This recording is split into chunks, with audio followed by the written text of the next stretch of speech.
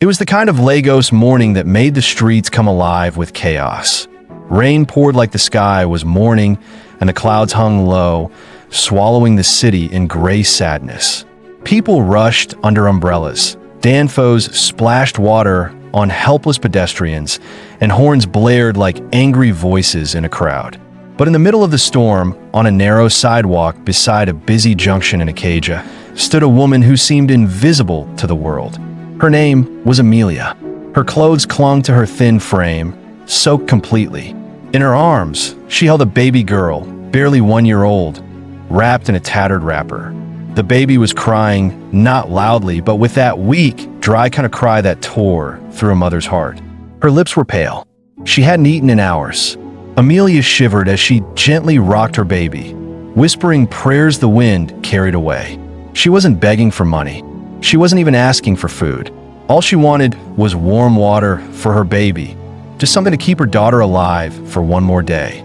But everyone passed. Some stared, some turned away, some clutched their handbags tighter as they walked by. Just when Amelia felt like collapsing, a black SUV rolled to a stop nearby. From the car, a man stared at her through the window. His name was Richard. Rich, powerful, and respected in business circles. On a normal day, he would have never noticed, but something that morning pulled his eyes toward her. Maybe it was the baby's desperate cry, or maybe it was the mother's eyes, tired, hollow, but still hopeful. Richard opened his door and stepped out, holding an umbrella. He didn't speak. He didn't ask. He simply looked into Amelia's eyes and motioned for her to come. At first, she didn't move. Was it a trick, a joke, or a miracle? When she stepped forward, trembling, Richard led her and her baby to his car. Without saying much, he drove to a nearby restaurant, one she had never even dreamed of entering. The warmth of the place wrapped around her like a blanket. For the first time in weeks, her baby stopped crying. Richard asked the staff to bring food and baby formula. As Amelia fed her child, tears dropped into the bowl of warm pap. She didn't cry loudly, just silently, the way only mothers in pain know how to cry. Richard watched quietly. He was supposed to be at a business meeting, a big one, but his heart couldn't let him walk away. After they ate, he reached into his pocket and gave her some cash, enough to last a few days. Then, he gave her a white business card. "Call this number," he said. "Tomorrow, after my meeting, I will help you." Amelia nodded, holding the card like it was her passport to heaven. Her hands trembled not just from the cold, but from disbelief. She tried to say thank you, but the words never made it out. She left the restaurant feeling reborn. Hope returned to her heart. For once, the world didn't feel like it was against her. But fate had its own plans. Somewhere along the dusty, flooded roadside she walked, the card slipped from her wrapper without her knowing. It dropped silently, just like her dreams had once dropped when she lost her job, her home, and her husband. The next day, Amelia searched frantically. Every pocket, every spot she had walked. Nothing. Her tears returned, this time heavy and loud. She rushed back to the restaurant, praying someone had seen it. And that's when Richard arrived again, this time on his way to the airport. He spotted something white on the ground, picked it up. It was the same card he had given the woman. Crumpled, dirty, forgotten. He stood there confused. Was it a mistake? Or did she throw it away? He couldn't understand. Had she tricked him? Why wouldn't she call? Meanwhile, Amelia searched every table in the restaurant, just minutes too late. She didn't know he had been there. She didn't know he had picked the card, and he didn't know she was searching for it. Two hearts connected by a moment, now torn apart by time. But Amelia didn't give up. Even though she didn't know if he would come back, she returned to the same spot by the road, day after day, holding her baby in the same soaked wrapper, watching every car that passed. She believed in miracles. She believed that somehow he would return. And so, under the same skies where the rain once fell, she waited. Each day, Amelia returned to that same corner, standing beneath the faded billboard near the bus stop in Ikeja.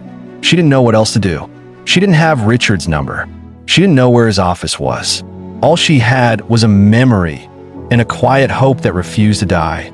With baby Maya tied to her back, Amelia stood in the heat, in the rain, in the noise of Lagos.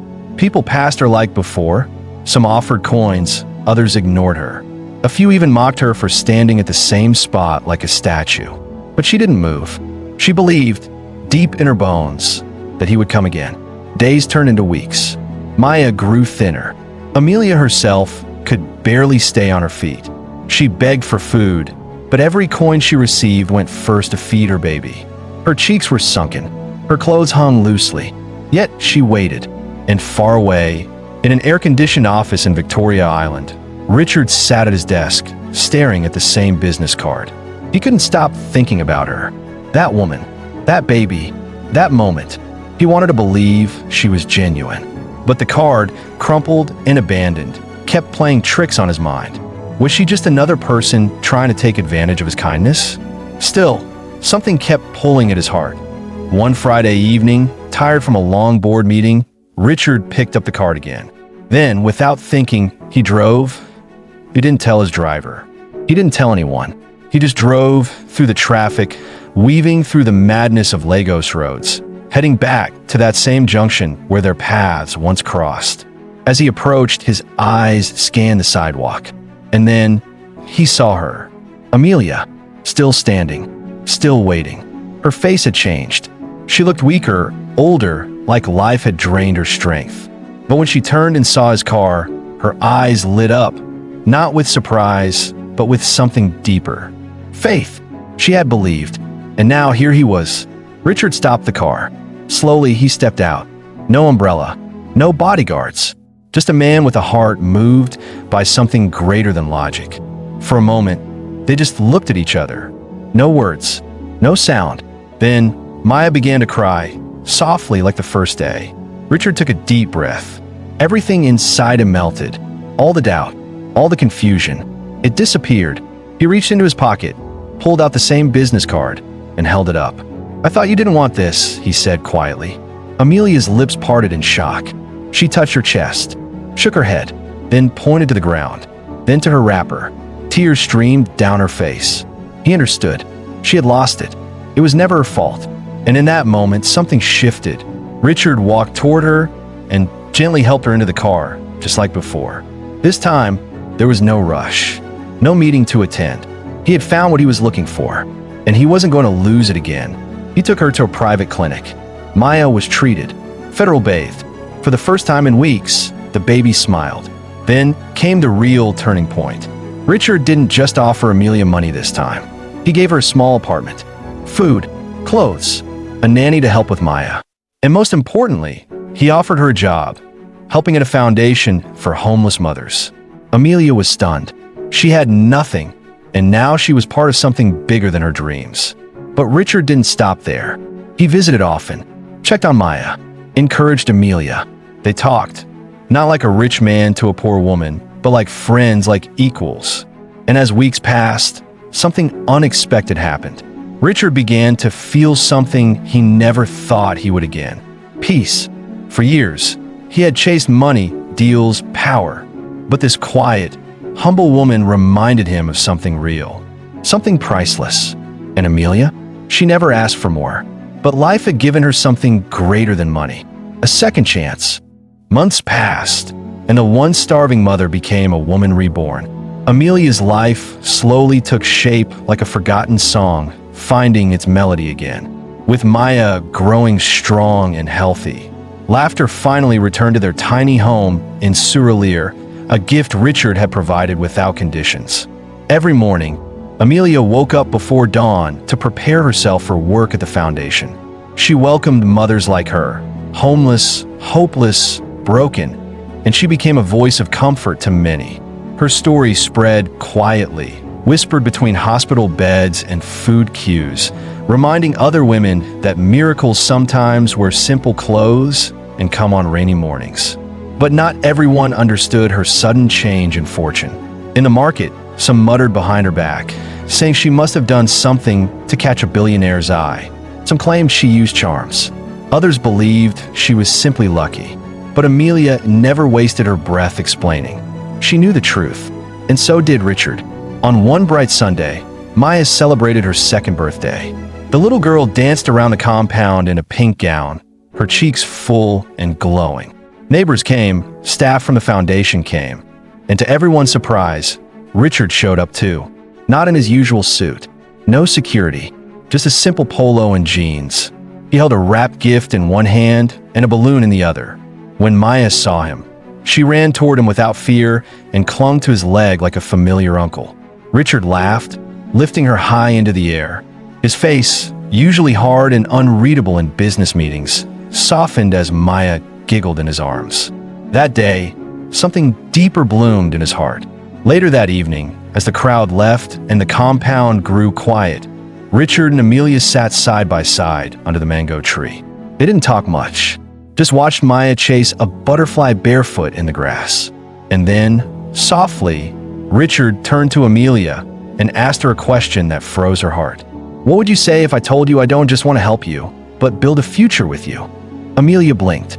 The street light flickered above them. Her hands trembled. She wasn't the kind of woman to dream about such things. She had slept on gutters, gone days without food, watched her baby nearly die in her arms. And now, a billionaire was asking for her heart. She didn't know what to say, but her silence said everything. Weeks later, it became official. Richard, the wealthy businessman, and Amelia, the poor mother he found by the roadside, were married in a quiet ceremony attended only by close friends, staff from the foundation, and a few curious neighbors who still couldn't believe it. No fanfare, no press, just genuine love. Together, they started a new branch of the foundation named the Maya Hope Center, focused on helping women with babies living on the streets. Amelia became a voice for the voiceless. And Maya? She became the symbol of hope in Lagos. A child born in hardship, now growing up in love. They never forgot the rain, the hunger, the cold streets, but they used that pain to build something beautiful. From the broken sidewalk of Acadia to the warmth of a new home, Amelia's story became more than a story. It became a legend. And Richard? He always said, helping her saved me too. Never look down on anyone. Even in the lowest point of life, your story isn't over. Sometimes, a single act of kindness can change generations. True love sees beyond clothes, status, or wealth. It sees the soul. Did this story move you? Would you wait like Amelia? Or reach out like Richard? Share your thoughts in the comments. Don't forget to like, share this powerful folktale with someone who needs it, and subscribe to our YouTube channel for more unforgettable African stories.